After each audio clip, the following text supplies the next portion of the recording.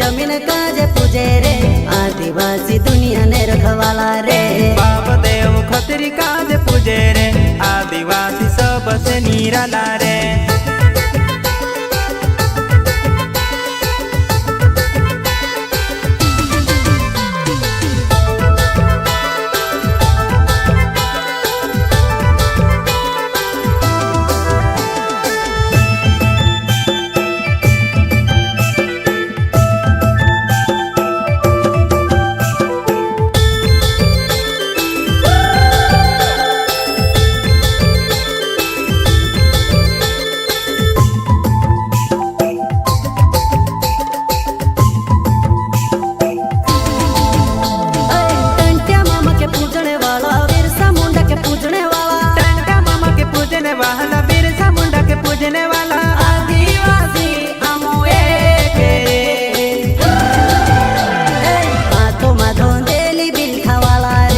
आदिवासी जंगल रखवाला रे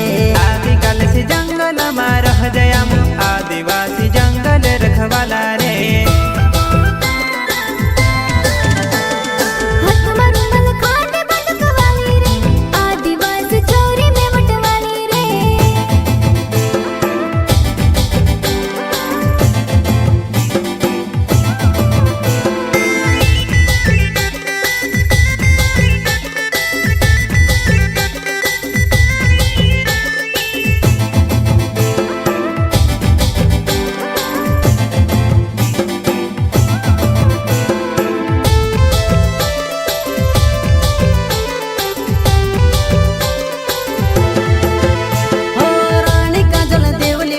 बाबा देव कंसरी माड़ी रानी काजल देवली माड़ी बाबा देव कंसरी माड़ी आदिवासी ने भगवान रे